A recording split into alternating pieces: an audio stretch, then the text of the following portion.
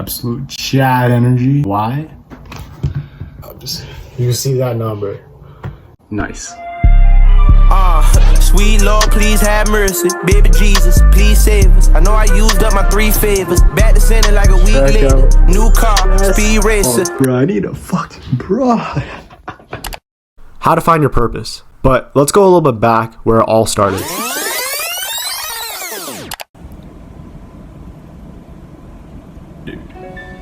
I was at my lowest point.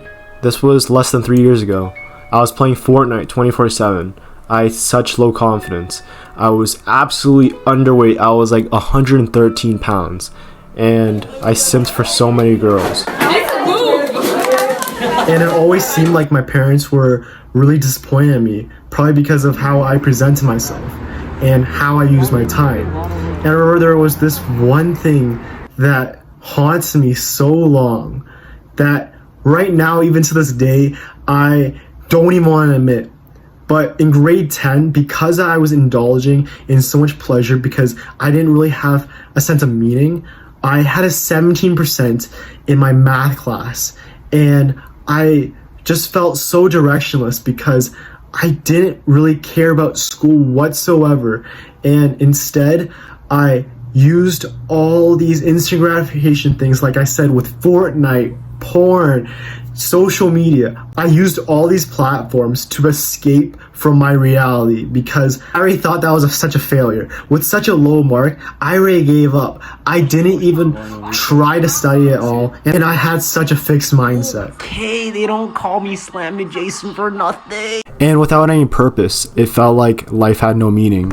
I spent more time indulging in these short-term pleasures and putting girls on pedestals because I thought that was my only way to escape. And when grade 10 summer rolled around and I had to retake that math course, I really hoped for improving myself.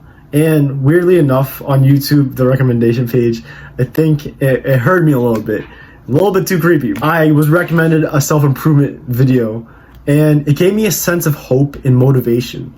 I started thinking about, imagine the future without being a disappointment to my parents, not being socially awkward to girls, and finally finding meaning that's not in instant gratification. This led me to buy a new gym membership. I started exercising, and then I stopped doing all the bad habits and started studying.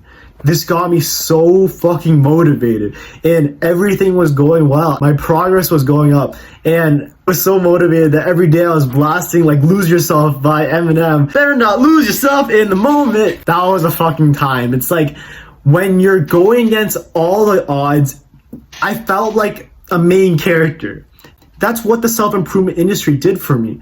It gave me hope from a kid that was absolutely not confident at all with his own sense of identity, and gave him structure, direction, and motivation to dig themselves out of that hole so that they can move forward in life. And I definitely think that self-help has saved me. And after 3 years of self-improvement, right now I'm finally in my first year of university, and I feel like the fucking man. My physique's in the best shape it's ever been. I now have the confidence to ask out girls without putting them on a pedestal. And now I've made my parents proud of getting into my first choice university.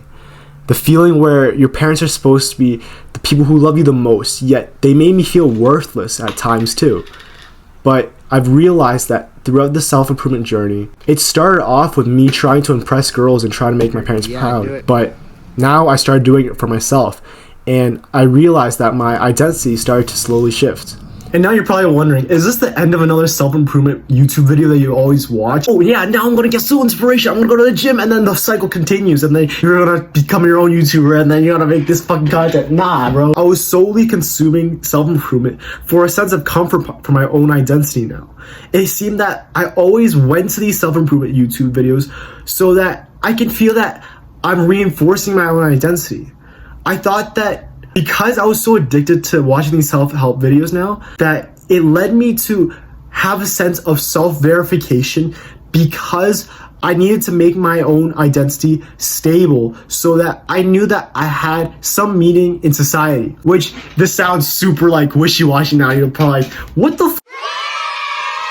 But I think that this is like basic psychology. People in a vulnerable state, they usually go to some form of comfort so that they feel that they have some sort of meaning. And I think that grade 10 Jason, he went to self-help for this sense of identity. And I'm not bashing on self-improvement right now. When I made the self-improvement cycle video, many people told me that self-help has motivated them to break themselves out of a rut or depression. But once they learned all these practices and finally addressed them, it became counterproductive for them, and they started binge watching these videos for a sense of comfort, and they took less action.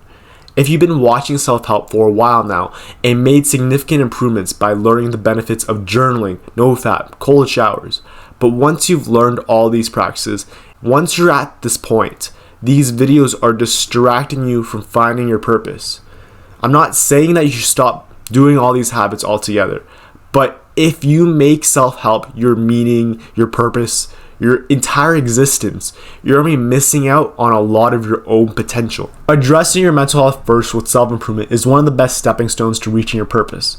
However, moving away from self-help, then focusing on finding your purpose, allows you to gain confidence in your own skin and identify your strengths and weaknesses.